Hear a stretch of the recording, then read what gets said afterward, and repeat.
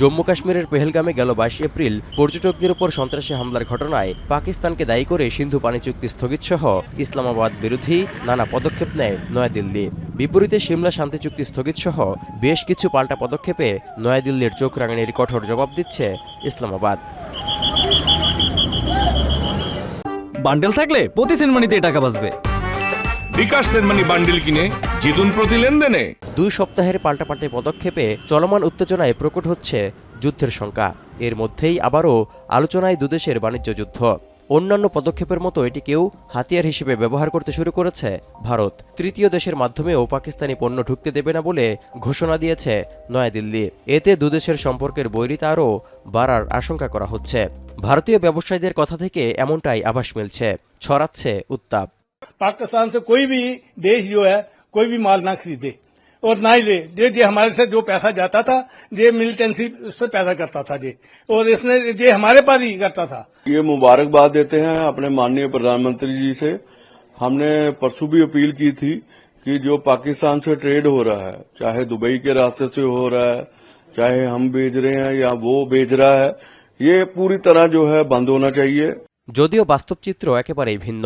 আনুষ্ঠানিক বাণিজ্য বন্ধের ঘোষণার পরও অন্তত $50 কোটি মূল্যের পাকিস্তানি পণ্য ভারতের বন্দরে নোঙর করেছে। তবে তা সরাসরি নয়। সংযুক্ত আরব আমিরাত, সিঙ্গাপুর, ইন্দোনেশিয়া এবং শ্রীলঙ্কার মতো তৃতীয় দেশগুলোর মাধ্যমে পাকিস্তান থেকে যাচ্ছে এসব পণ্য। সূত্রের বরাত দিয়ে এমন তথ্য তুলে ধরেছে খোদ ভারতীয় সংবাদ সংস্থা পিটিআই। এসবের মধ্যে ছিল ফল, শুকনো খেজুর, চামড়া এবং টেক্সটাইল পণ্য। তবে পাকিস্তানের পরিচয় লুকিয়ে পণ্যগুলোর নথিতে অন্য দেশের পরিচয় তুলে ধরা হচ্ছে বলেও অভিযোগ রয়েছে।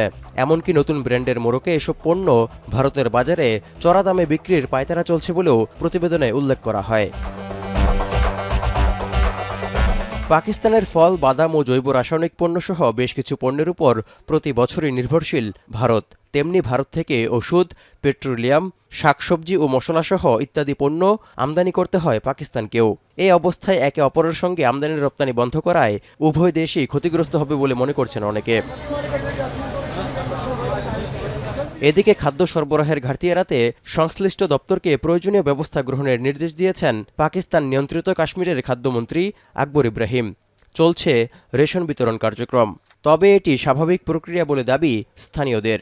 नहीं, ये रूटीन का जंग की वजह नहीं है, जंग आए नहीं है, जंग की वजह से नहीं, ये अपनी रूटीन का घर का राशन है, ये हर बंदे के घर का राशन है। ভারত পাকিস্তানের মধ্যে বাণিজ্য বিরোধ নতুন নয়। 2019 সালে জম্মু কাশ্মীরের পুলওয়ামায় সন্ত্রাসী হামলার পর পাকিস্তানি পণ্যের উপর 200% আমদানি শুল্ক কার্যকর করে ভারত। ফলে সরাসরি আমদানি প্রায় বন্ধ হয়ে যায়। পরে নিষেধাজ্ঞা শিথিল করলেও আমদানির গতি বাড়ায়নি ভারত। পরিসংখ্যান তথ্য বলছে 2024 সালের এপ্রিল থেকে চলতি বছরের জানুয়ারি পর্যন্ত পাকিস্তানে ভারতীয় পণ্য রপ্তানি ছিল $44 কোটি মূল্যের। অন্যদিকে মাত্র $4 লাখ মূল্যের পণ্য আমদানি করেছে ভারত। তৌহিদুর রহমান, এখন বিশ্ব।